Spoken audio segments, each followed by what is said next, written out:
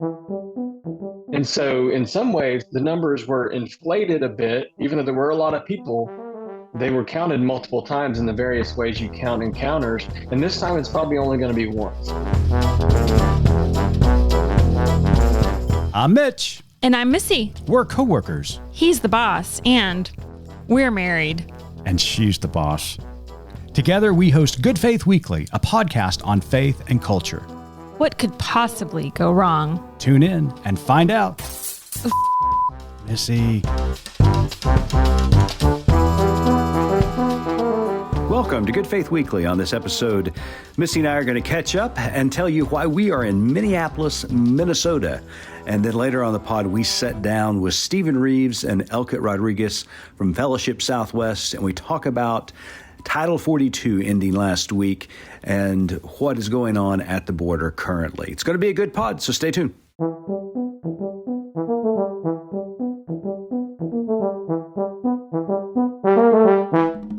Hello there, Missy. Hey there, how are you? I'm doing quite well. How are you? Well, my pantyhose are run and my soul is filled. Okay, you have to explain that statement. I do. So I was able to do something this evening, or we were, that I've wanted to do for so long. This was my first time to attend a beer and hymns event. And it was just everything I hoped it would be. It was amazing. So we are in Minneapolis, Minnesota, attending the Festival of Homiletics. Yes, we are. And one of the ways you convinced me to come to the Festival of Homiletics I like the way you say the whole thing.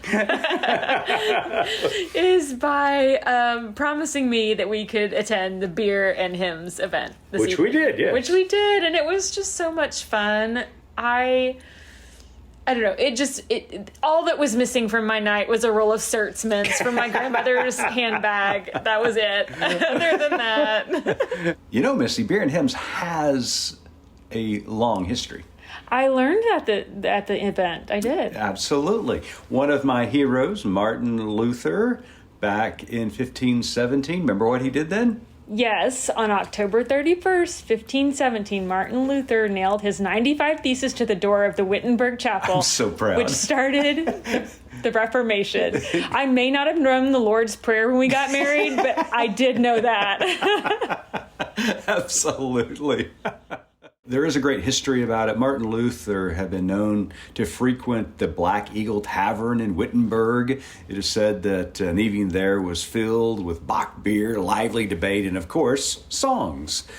Yeah, it's such a great story. I love the tradition. Of course, somehow the Baptist tradition decided to forego this practice, but we've since rediscovered it and joined in our other fellow faith seekers, and it was just so much fun. And apparently Martin liked beer so much that his wife Katie started brewing it. Is that a hint? Exactly. So what are you doing? I guess I gotta get to work. Yeah, it was really a remarkable night. And, you know, there was a band there. Lots of individuals who are participants in the festival this week came. Great singing, and it was really a good night. It was such a fun time. I know it's problematic. I know hymn theology isn't good theology, but the fundamentalist in me is so happy. But also the enlightened progressive in me is also so happy because there was a full bar. So it just... I mean, it really was the best of both Missy worlds, right? It really was. It really was. My little church lady self is happy, and my margarita Missy is happy right now. So yeah, it was a lot of fun. You know, what's interesting to me is that how involved or how engaged people were in singing the hymns. And, you know, I mean, you were recording hymns tonight. I mean, why do you think that is the case? These hymns connect to us so deeply. You know, I think about that a lot as I've grown older, and you do start to look a little bit deeper into these things and see, you know, some of the problematic elements of some of the words that we sing. And just to be clear, I don't want to imply that I feel like all hymns have problematic theology. I don't think that's the case at all. I feel like there are many that do offer a great message. For me personally, all I can say is it takes me back to a time of innocence. And you know, when there was a right and a wrong and a good and an evil, and those lines were clear, and the church was good, and sitting in the pew with your family and your grandparents. I mean, that for me personally was a time of safety, a time of security. I know that's not the case for many people. That's just the case for me. Sure. A time before you realized things are much more complicated than they are, you know, on a felt board. And so at least for a moment, you get to go back to that place. And I don't know if that's the case for everyone, but I know there was some sort of commonality. There was some sort of bond. I'm not a concert goer because that music is way too loud. And the granny and me can't handle it. But I imagine that's just, you know, when you go see your favorite band, you have a commonality with the people that you're sitting by, that you love these songs and you sing along and all of these things. And for me, you know, that's the experience of being in a place where you're singing these songs that are familiar to everyone in the room, and everyone has their own reason for clinging to these things and clinging to these songs and these words. And so it was a fun experience. We had to jet back to record after it was over, but I thoroughly enjoyed our time. I mean, we sang a lot of great songs tonight, great hymns, some secular music as well. What are some of the hymns that really stood out to you? And what is the one hymn that just took you back and just filled your soul, as you said? So, I mean, some of my favorites, I loved, we sang Will the Circle Be Unbroken. We sang, one of the ones that makes me laugh is Christ the Lord is Risen Today. But that's because of the YouTube video that's so funny that if you haven't seen it, I don't know, go to YouTube and Google right, sure, yeah. Christ the Lord is Risen Today. It's probably one of the top hits. It's really funny. I was able to be there in time for Come Thou Fount of Every Blessing. I don't know why this song it's just so meaningful to me. No idea why. But then my absolute favorite, I'll Fly Away. And I just love that song. I don't know. Yeah, I just love it. So that's one of my favorites. We also, the whole room was singing This Little Light of Mine, and it was just so funny. It was such a youth campy moment, except everybody had their beers out in the open instead of hiding in their suitcase at youth camp, you know? Right. So that was really a lot of fun. So yeah. I enjoyed it. And also, to make another point clear, I was not the one sneaking beer at youth camp. So good to know. Just in case anyone was wondering. Yeah, right. I'm not saying that might not be the case now. I was sort of a rule follower in that regard back then, but yes.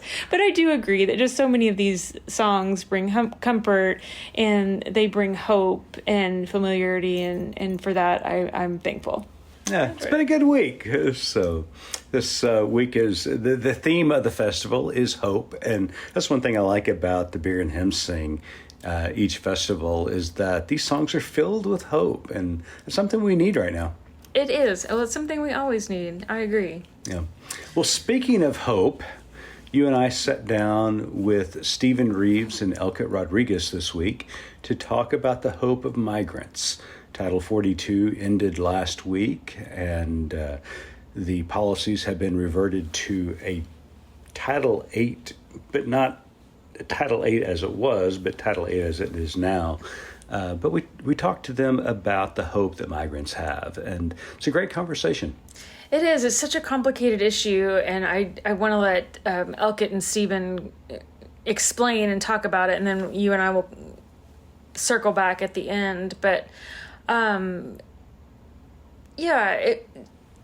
it's a tough listen. It's tough to think about, but it's super important that we are aware, that we listen to the stories of migrants, and that we continue to advocate for our fellow human beings who are suffering.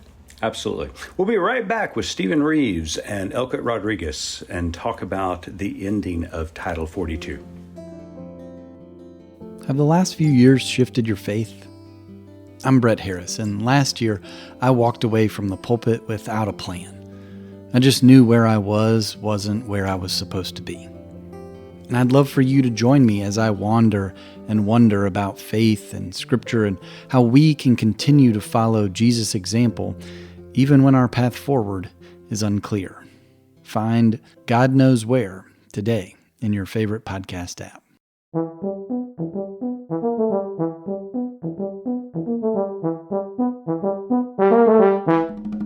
Welcome back to Good Faith Weekly. On this episode, we've got two very special guests with us from Fellowship Southwest. Stephen Reeves serves as the executive director. In addition to leading Fellowship Southwest, Stephen directs CBF Advocacy. Previously, he was the director of public policy for the Texas Baptist Christian Life Commission in Austin and staff attorney for the Washington-based Baptist Joint Committee for Religious Liberty. He is a national leader for immigrants and refugees. He is the co-author of the Mission of Advocacy, a toolkit for congregations, published by Nurturing Faith in August 2020. Elket Rodriguez is the Cooperative Baptist Fellowship field personnel, serving the communities and the migrants in the U.S.-Mexico border. He encourages churches along and across the U.S. and Mexico border to engage with migrants, asylum seekers, and the vulnerable in their communities. Rodriguez hosts workshops in the U.S. and in Mexico to educate migrants, asylum seekers, pastors, and churches on the biblical foundations of welcoming the stranger and loving our neighbor. He also coordinates CBF's immigration advocacy efforts and leads CBF Advocacy Action Team for Immigrants and Refugees. Stephen, Elket, welcome to Good Faith Weekly. Hey, Mitch and Missy, great to be here. Thanks for having us. Pleasure to be here, Mitch. Yeah, it's great to have you both on the show. But hey, before we get started with talking about what's going on with Title 42, I've got to ask Elket a question. Where are the New York Yankees in the AL East standings right now? Is there another question, or I can ask that? I mean, we're not in a better position, or in a, I would say, worse position than the Red Sox are either, because the Red Sox are not on top of that division. I would say this has been a crazy year. If you put it upside down, it would make more sense. But who can beat the Tampa Bay Rays today, man? Yeah, I mean, no doubt. They're on a hot streak. Yeah, we're all just chasing the Rays at this point. So, but I had to get a little dig in there, Elket. Well, I have nothing to add to a baseball conversation. So, Hey, I'm okay to talk about the Braves. We ain't too bad right now. So. The Braves are doing well this year. So, Elket, we're going to start with you. If you wouldn't mind, for those in our audience like me who have heard Title 42, Title 42, Title 42 over and over again for the last week or so, and just in snippets as we're walking in and out of a room or in and out of a car, can you just give us an overview of what it is, why its ending is significant, and then talk a little bit about Title 8 as well? Oh, okay. So thank you for that question. So Title 42 pretty much is, so that people understand, Title 42 is the code or the book in the federal laws that regulates health issues, right? Title 8 is the one that regulates everything related to immigration, nationality, citizenship, all that kind of laws and regulations. What essentially Title 42 is a policy or a health order that pretty much overrides the enforcement of Title 8. In a sense, what it does, it's a health order that authorizes those agencies that operate under Title 8, which are Customs and Border Patrol, Department of Homeland Security, all of those, to say, you know what, now you can expel migrants who are trying to come to the border back into Mexico because we are experiencing a pandemic, right? And so that is what Title 42 is. It's an order that authorizes the rapid expulsion of migrants back to another country without actually granting those migrants or giving the migrants the opportunity to exercise their human right to seek asylum, right? That was in place for 3.5 years. And so what happened in May 11th at 11:59 Eastern time is that Title 42 ended, right? And so we're back to the regular processing of Title 8. We're starting to process migrants the way they were supposed to be processed if Title 42 was never in place. And so the difference is that, so if I can tell you what the difference is and why it is meaningful, it's because of the following. Let's put it into practicality. If a migrant comes to the US during Title 42, Customs and Border Protection or immigration officials can just tell that migrant, we're not going to allow you to seek asylum in this country. We're going to expel you back into Mexico. But that is not a formal determination on their asylum claim for fear. Okay? It is just, welcome to the US. Okay, go back to Mexico. I just bypassed the asylum process. Now with Title 8, the US cannot do that. So you have to give these migrants a process or at least a screening of their fear of persecution in their country because they have a human right to seek asylum. So now what the US is using instead of Title 42 is a process that it's under Title 8 under the regular processing, which is called expedited removal. But the difference is that now you're going to get screened by a credible fear by an asylum officer through what they call a credible fear interview, and the penalty is different. When you were expelled under Title 42, if a migrant was expelled, there was no penalty for them to come back. So what had happened was that for 3.5 years, the U.S. was expelling people, and people could come, or migrants could come once or twice or thrice, and how many times they want, right? But now that is not going to be the case, because if they are put into this process of expedited removal, they're going to have a 5-year bar to enter the United States. So now there is a penalty. The main difference, if you ask me, between what happened before May 11th and what is happening right now is finality. Migrants are going to know, or are supposed at least to know with the document that they are finally deported, and so they can make decisions on their life and not, stay in one place in northern Mexico or try to say, I'm going to go back again to see if I can, because they're going to have a 5-year bar of reentry. Thanks so much. Wow. That's a lot of information and very informative. So thank you, Elket, for explaining that to us and to our audience. Now, Stephen, last year, Fellowship Southwest hosted Good Faith Media. Our executive editor and myself came down to the border. You took us to some border cities, both in the U.S. and Mexico, and we got to meet some incredible pastors and lay leaders down there that are doing remarkable work. With Title 42 coming to an end last week, and now, as Elket has eloquently explained to us, now operating under Title 8, how have the pastors and communities been preparing for this significant change in policy?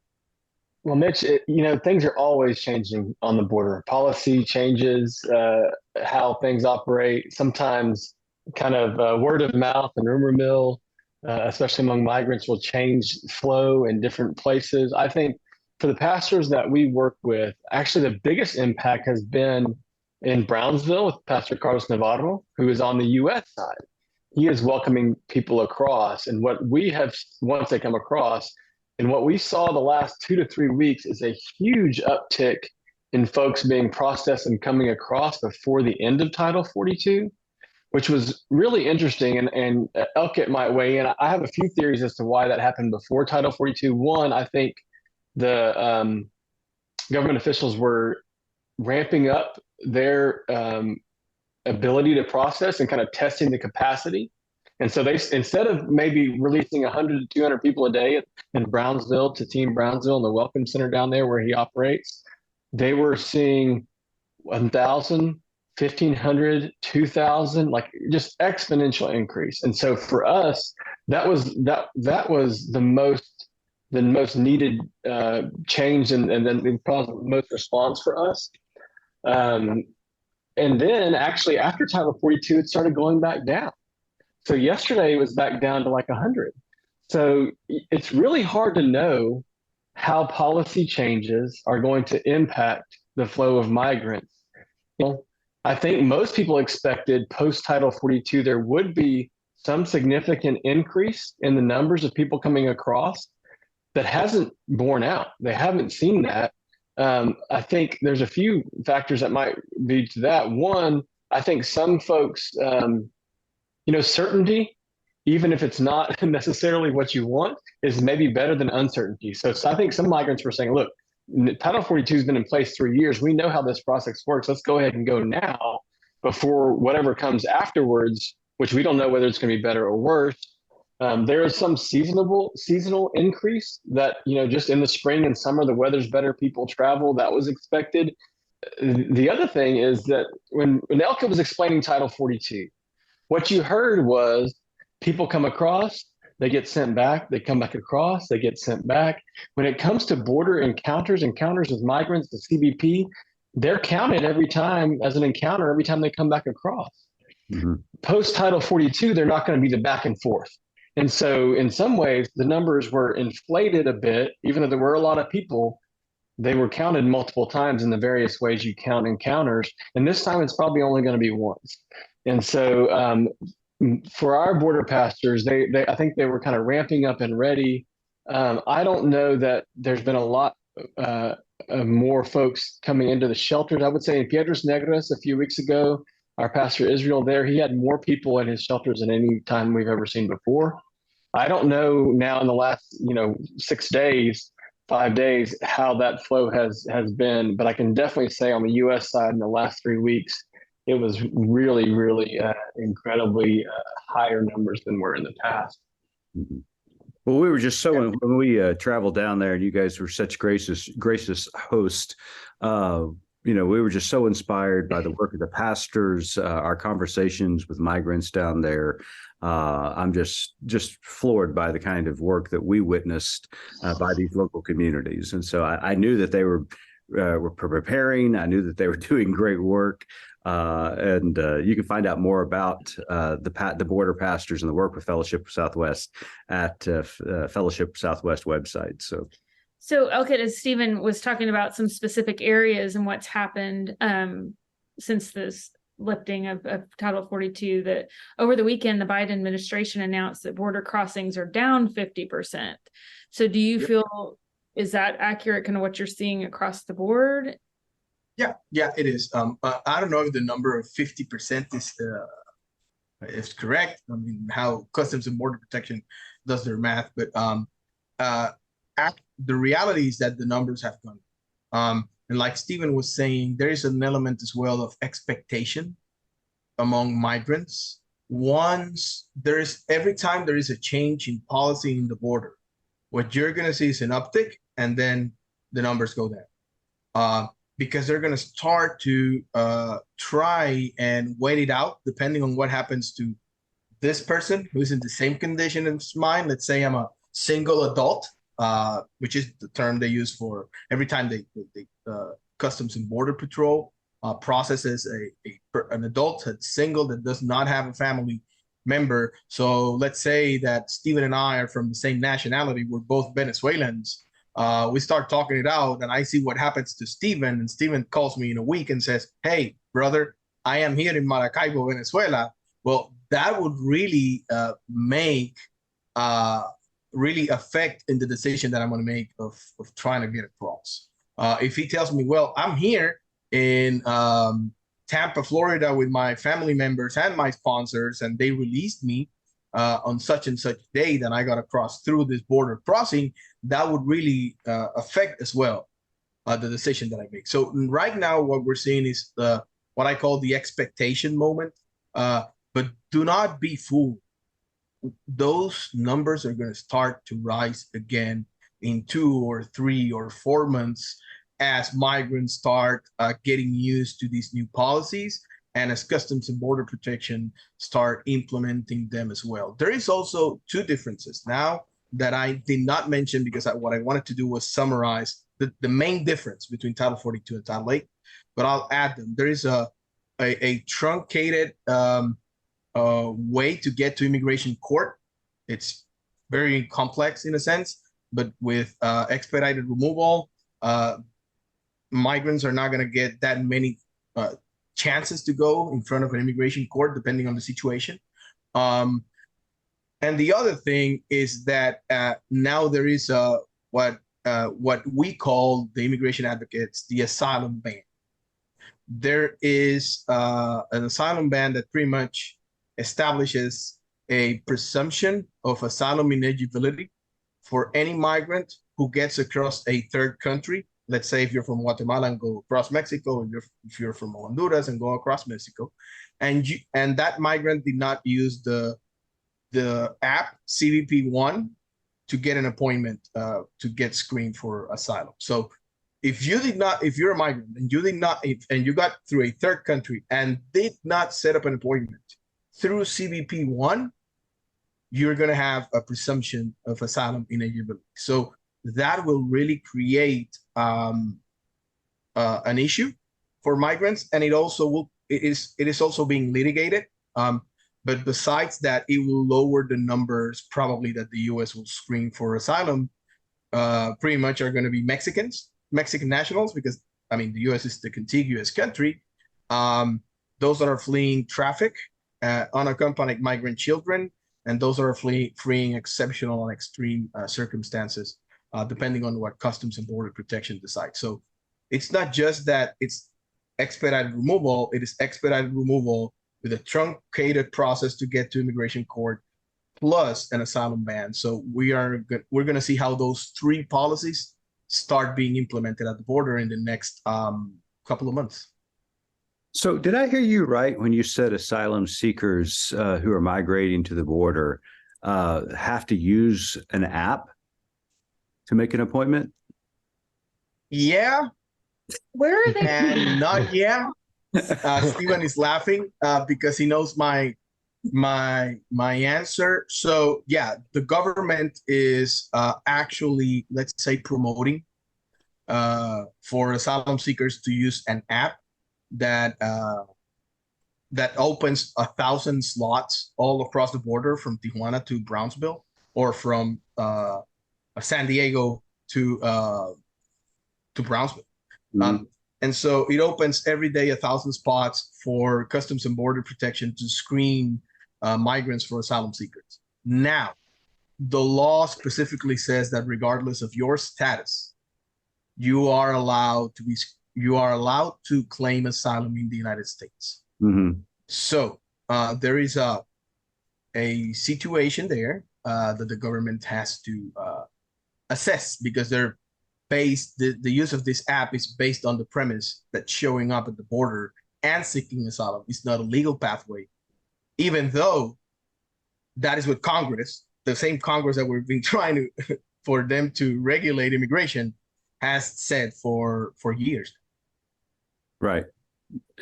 Yeah, that's wow, what a process. So yeah, maybe unsurprisingly, an app developed by the government has not been working so well. Shocker. Well, I was just thinking, I mean, if there's only 1,000 spots open, I mean, anybody can go in there and log in and like jam the system, basically. And anybody who's, I guess, IP address pings them as anywhere from Mexico City north. Mm-hmm. Yeah. So people can start that process weeks before they're actually at the border. Yeah. And meanwhile, there's people that have been waiting at the border for months. And it's just, they'll get on their phone as soon as this, I mean, it's like the ticket master of immigration. Like, it's just like, it's a terrible system that just kind of has to be based on luck. Yeah, sure. So I was thinking the Disney Fast Pass system. I mean, this is except the opposite. Slow pass, like correlation there, but that's all I could think. Yeah, that's exactly what it is. Yeah, that is terrible. So we know. Thank you for all the information. This has been super informative. It's complicated. Yes. Tell us some of the stories humanize the situation for us, we're hearing all of the noise on the news of these policies, and now we know of apps and things like that. Introduce us to some of the faces of the folks that are in this process, if you have some in mind. I'll mention one family that I met back in February. But before I tell a bit of their story, I want to back up just a second, back to Title 42, just to try and simplify as much as possible, because it's confusing, because most all the immigration advocates have been saying, please lift Title 42, please lift Title 42, and they've done it. And now the immigration advocates are not happy because they've not gone back to a Title 8 the way it was before Title 42 got put in place.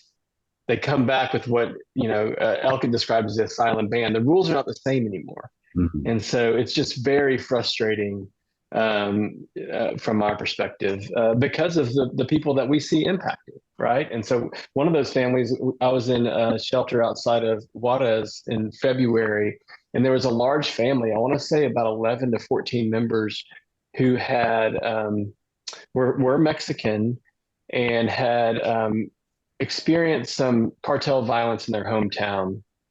And as I recall the story, they fled their hometown for a while. And this is, uncles and cousins and brothers, it's an extended family. After the cartel had burned down their house and had attempted to go back. And at one point, a daughter who was about 20, actually several family members were in a car that the cartel shot up. And one of the daughters, who's about 20, was paralyzed from the waist down. So she's now in a wheelchair, and they've, after trying to, find safety in Mexico, finally have come and are waiting in one of the shelters in Palomas outside of Juarez. Almost every person we speak to has a story of real violence, cartel violence, that it is not, this gang member looked at me wrong and I decided to leave. It is some family members already been killed.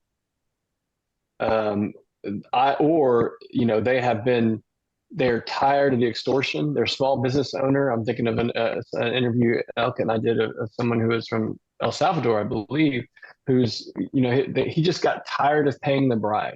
There's an extortion. There's the to operate. These are not street gangs. These are high level organized crime that control all parts of life. And he just got fed up and decided he was not going to continue to do that. And they said, well, we'll kill you tomorrow then. And so he left because they followed through on their promises. That is most of the folks. Now, there are some that are purely economic, and a lot of those are Venezuelans. So in January, I was in a van in Brownsville helping a Venezuelan, two guys from Venezuela get to the bus station to go to Chicago, where they have a sponsor. And I'm just trying to gently ask questions, where are you from? What led you to leave? And he said, if I'm not mistaken, he said, to buy a carton of eggs in Venezuela is $10, and I could earn $6 a month working. So this was not like, I want a higher hourly rate in the US. This was unsurvivable conditions. So even those that are fleeing for economics are not marginal improvement. It is, societal collapse in a way that we just cannot fathom here. And so I would say those are two of the biggest categories, and two of the people that I've talked to in the last several months and some of what they faced. Elket, do you have any stories or any folks in mind that? I'm trying to pick which story I'm gonna tell, but I'm just piggyback on Stephen, something that he mentioned about Venezuelans. Yeah, we're seeing a lot of economic, you would say, people fleeing economic damage in Venezuela. But here is the thing. I had this, and I want to give another version of how economics play out with cartels and government interventions. So I met this couple back in March 31st. They're Venezuelans. They got across the Darien Gap, or the Darien I don't know if you've ever heard about that. That is the jungle that separates, in a sense, right? That divides Colombia to Panama, South America with Central America. That jungle is was never used for, or, well, was not commonly used uh, to drive anything across because of the dangerous terrain, the mountains, plus the toxic animals who are venomous, the snakes, and all of that. So it is a very hard terrain, but also it's full of animals that really can take your life. And so I was talking with this couple of Venezuelans. I mean, they are not married, but they've been together for a long time. And as I was telling them, talking to them about their path, they came with a friend, uh, with her husband's, I mean, her boyfriend's best friend, and they lost him on his way here. They were climbing a mountain, and he fell down, and he hit his head in a in a stone, and obviously she could not take that away. But at the same time, on that path, on that jungle, she saw two dead bodies along the way, like obviously decomposing and all of that. Those stories are fairly common. Criminal organizations are telling migrants that if they go through the gap, the Darien jungle, they're going to have a better immigration case when this is not something that is assessed, right? During an immigration case, we're just, the analysis is based on fear of persecution in your country, not necessarily about how your journey, how tough and dire the circumstances in your journey were. And so it is not uncommon. And I have a pastor that I know there, Pastor Gums, who tells me, Elket, every day I see a child coming across who came in with his parents, and now his parents died. Every day I see parents tell me, I lost my son on my journey. So these are real stories about what they face. Now, were they fleeing economic circumstances? I'm talking about the Venezuelan couple that I've been telling you about the whole story. Yes, but bear in mind that they are not doing, the reason why they are not getting their share of food or their share of rations, if you can say, in a communist country like Venezuela, it's because they don't root for Maduro's regime. So in a sense, you can talk about economic circumstances, but here is a government creating those circumstances and selecting which is going to, what person is going to stay, what person is going to go, because it doesn't, they're not for my regime. It doesn't help me. And so it is fairly common, and we've seen this with the droves of Cubans that have come since 1950s over this country. Communist countries decompress their pressure by letting a lot of their citizens that are against their regime to leave their country. And the Venezuelan exodus started way long before Maduro was there. It started with Chavez. It's been more than a decade happening. So what I'm trying to say is we can say they're coming for economic reasons, which is, yeah, there is a component of that. But who is creating those economic reasons and who is actually persecuting them and causing for them to flee? It's the government. So that is a fairly common story that you're going to see. The typical story, and I'll end with this, is migrants from Central America who are men who are refusing to join the gangs and show up at the border because they don't want to join the gangs. And when you go deeper into that conversation and ask about their faith, they're Christians. They don't want to join the gang because they don't want to do bad stuff, like they say, because that's not Christian. That's not what Christ would do. They don't want to put their family through all of this. They don't want to put their lives at stake. So when you look at those stories, the people that we are actually sending military to the border to receive them, or that we're sending military, when it comes to our mindset, we're seeing it as a war or an invasion. What we're seeing is not people with guns that are coming into our country. It's men and women who are deeply traumatized about their journey, They are deeply traumatized about the country that they're leaving, and they are actually seeking help.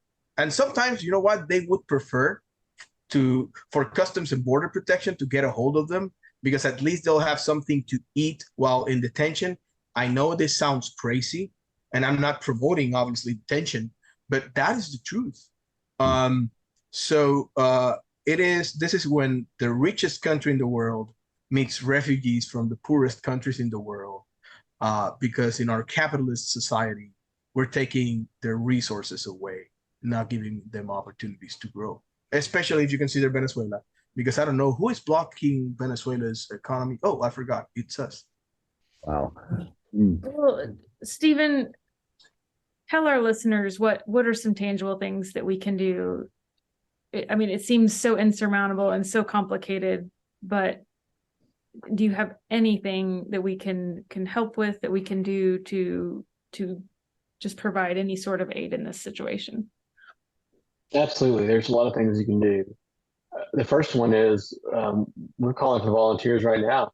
If you can give a day or half a day in Brownsville to help with an increased number, Carlos Navarro and his church and volunteers do incredible work, and it's tiring and time consuming, and they've been doing it for years. So any kind of time you can give, they'll be a blessing to them and impactful to you as well. So if you can physically be there, it's worth it and it's helpful. Obviously, you can give funds, money. You can Fellowship Southwest has a network of folks across the border that we support tangibly with funds to help pay rent for shelters and food for respite centers, and multiple different ways of supporting those ministries. And through Fellowship Southwest, you can do that. But we can't neglect advocacy, as frustrating as it is right now. I think we have to keep up the pressure on elected officials. In this case, right now in Texas, we've got a legislative session with some pretty punitive, bad ideas about border enforcement. That you could, if you're in Texas, you can call right now and oppose things like HB 7. I think is the one that's moving right now. But Yep. Obviously, most policy happens at the national level, and so it's Congress where this is a terrible kind of backlog and stop. And I think, I don't know if hopeful is quite the right word, but in a divided government we have right now, if there's enough, I think Senate Republicans, especially like Cornyn, who want to do some piecemeal progress, that would be helpful. But I think we can never forget how impactful a Christian, a pastor, a church member, just calling and saying, "Look, this is what I've seen, what I've heard. These are stories that I've heard, and we need to do better." Prayer is also necessary. If you want to send tangible things, that gets a little bit harder, but you can look at Fellowship Southwest on our website. There's some things that Carlos really needs, and so I think those are the main ways. We at Fellowship Southwest, if you have a group, a mission trip type thing, we can help you figure out where you can go, and Cooperative Baptist Fellowship can do that as well. And where can they find your website? fellowshipsouthwest.org. There you go. So, well, Stephen Elket, thank you so much for joining us this week on Good Faith Weekly. But before we let you go, the question is coming. It's been on your mind, I'm sure, during this entire interview, but we can't let you go without Missy asking the final question. So, Stephen, we'll start with you. As you know, our tagline at Good Faith Media is "There's more to tell." So in light of our conversation today and the work that you do, what is your more to tell? So I'm going to turn the question a little bit and talk about the more to do and more to listen. There you go. So you just heard a little bit about the things you can do, and right now we need people. We need people who can come down, and we need you can give. That's what you can do, and then I do think we've tried to tell a few of these stories ourselves, but Mitch, as you experience, if you can go down there and have ears to listen to these stories, it changes people, and so. My more to tell is be ready to do and be ready to listen. Excellent. All right, Yeah, Elket, my more, tell? my more to tell, besides telling that I still believe the Yankees are going to win the World Series at some point. Wow, you Is are an eternal optimist. I I am Mitch, you know it. My more to tell is the following. It is super funny. I decided to ask OpenAI, ChatGPT, about what does the Bible says about welcoming the stranger and the migrant and all of that, right? And you know what? ChatGPT has its morals correct, you know? ChatGPT knows his Bible more than some Christians. And Wow. here's the answer, and I'll read it. It says, is there a time in the Bible where God punishes a group of people for not helping foreigners or migrants? I mean, I know the answer. I just wanted to know what was the answer. And it says, yes, there is a passage in the Bible where God punishes a group for not helping foreigners or migrants. In the book of Ezekiel, chapter 16, verses 49 to 50, it says, behold, this was the iniquity of thy sister Sodom. Pride, fullness of bread, and abundance of idleness was in her and in her daughters. Neither did she strengthen the hand of the poor and needy. And they were haughty and committed abomination before me. Therefore I took them away as I saw them. This passage suggests, so this is ChatGPT's analysis, suggests that the people of Sodom were punished by God for their failure to help the poor and needy, which included foreigners and migrants. The idea of helping the stranger and the foreigner is a recurring theme in the Bible and is mentioned numerous times in both the Old and the New Testament. So I would turn the question again as well. What can you do, and how can you listen to the word of God and act as God would love you to act? So yeah. And that even is common knowledge for an AI application. We can do better than the app. Correct. I know, Elket, that was pretty impressive. That's the first time we've ever had AI cited on the podcast. So that was great. Love it. Well, Stephen, Elket, thank you so much. And make certain you check out Fellowship Southwest at their website. All of that information will be in the show notes. So make certain you click on.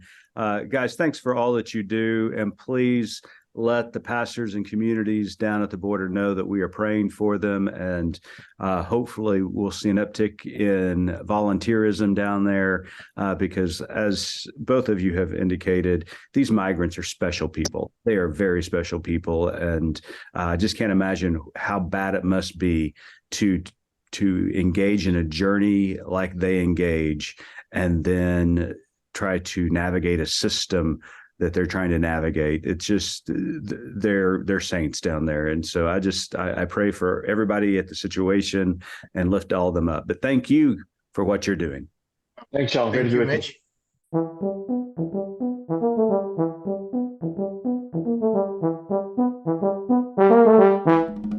Well, Missy, what'd you think about that conversation? I do feel like I understand the policies a little better than I did going into it, but honestly, I'm walking away feeling very overwhelmed, and I do suspect that is not uncommon. I want so bad to have an answer, to know a way out of the situation, to be able to help people in need, to welcome the stranger as we are instructed to do. And yet I also understand that there are policy issues that have to be addressed. Sure. And, that's where, like Stephen said, the advocacy piece comes in, that we have to be advocating. We have to be calling our representatives. We need to be doing all of those things. But as we said earlier, we're here this week in Minneapolis at the Festival of Homiletics. And we have been reminded from one of our favorites, the Reverend Dr. Otis Moss III, about the power of stories. Yeah. He spoke to pastors about, and about kind of was equating, you can do all of the seminary work, you can read the commentaries, you can follow the lectionary, but if you're not paying attention to the stories that God is putting right in front of you, that you're missing an opportunity to reach people. You're missing an opportunity to communicate his message. And I think that's what's so important about the stories of the people who are living this literal hell. And when we see them on the news, when we see the images of all of the folks at the border and the tents and the, they're hot and they're dirty and they're hungry and all of these things, it makes it so easy to other them. Yeah. Because all of a sudden they don't look like us, or they don't act like us, or they're just different. And then it allows us to have some sort of cognitive disconnect. But I feel like we have to remember that is what Jesus and Mary and Joseph looked like. Yeah. They were literal refugees seeking asylum. Sure. This is the very story that is the foundation of faith if you are a Christian. Yeah. And yet we look at all of these people who are the literal faces of Jesus, Mary, and Joseph. And we still choose to other them and choose to hide our head in the sand, and as government officials or as just people of faith refuse to tackle this issue, to find a way. How can we welcome the stranger? And that might be in part, like Elket said, taking responsibility for our contribution to the mess in the first place. Right. The reason that people are having to flee. What have we as a nation done to exacerbate this problem? Yeah. Golly, I couldn't really put it any better than you just did. You reminded me that this issue of immigration is multifaceted. It hasn't just emerged out of nowhere. The circumstances that many of these migrants find themselves in have been developing over several decades, having to do directly with American foreign policy, also turmoil in their own countries. But the bottom line is it's not necessarily their doing. They have been pawns in this global socio-political game that's being played, and now they find themselves in difficult circumstances and life-threatening circumstances, and they make the journey. And then you talked about stories, and you talked about what Dr. Moss said at the Festival of Homiletics this week. One of the things that I am continuously reminded of is the importance of hearing each other's stories, but also the interconnectedness of our stories. Bishop Tutu used to talk about Ubuntu in South Africa, that you exist, I exist for you, and you exist for me. It's this interconnectedness that we have as human beings. When I see these migrants making this trek from Central America, South America, even overseas, their story is our story. I mean, it is the American story. It is part of the American DNA.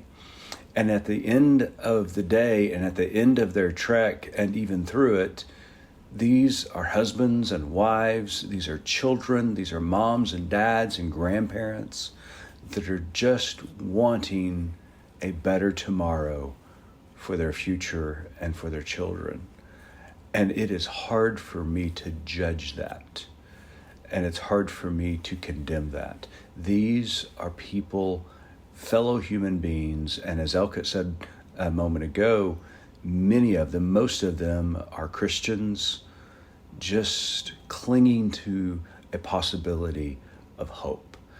And I just think that's so important that you just said that their stories are our stories, and they are part of the very fabric of Christianity. It is the Christian story. In acknowledging that it is complicated, that there needs to be some sort of structure in place. I get it. we can't handle all the influx of people in this country. Well, guess what?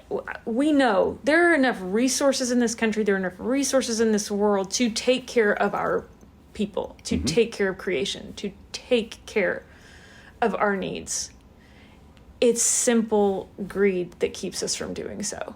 Yeah, I never forget, heard President Carter speak one time at a meeting, and he talked about global poverty. And I just never forget what he said when he made the comment, there are enough resources in the world that no person should ever go hungry. The problem is those resources are centralized in just a few people and countries in the world. We've got to figure out how to get those resources to people who desperately need them. And if we don't, they are going to come to try to find them. Right. And that's what we're seeing with human migration today. Right. We're causing this issue. Right. That doesn't need to be an issue. We're refusing to take responsibility for it and then refusing to be part of the solution in many instances. So it's quite frustrating. It's quite overwhelming. I adore Stephen and Elket, their work, the pastors they told us about. You can look in the show notes to find links of ways that you can help. I'm so thankful for the conversation, for the information, and for the reminder that this is such a pressing issue. We've got to, as people of faith, we've got to stay engaged and involved. Absolutely. Well, it's been a good week in Minnesota. I've enjoyed being with some fellow colleagues and listening to some great preaching. So it's been a good week here in Minnesota. I've had a great time at the festival. Don't know if the festival actually ever broke out, but we had a good time hearing some good preaching. It was a lot of fun. I have never experienced a conference like this that is geared for people who are in the pulpit every week. So I found I took away some great tidbits just on my own, even though I'm not behind a pulpit. I did enjoy hearing the wisdom of many fantastic speakers, enjoyed meeting new friends. So hopefully we will get to maybe speak with some of them in the future, get some more interviews on here, and it'll be great. Yeah, I agree. Well, we'll be back next week. So until then, keep living good faith.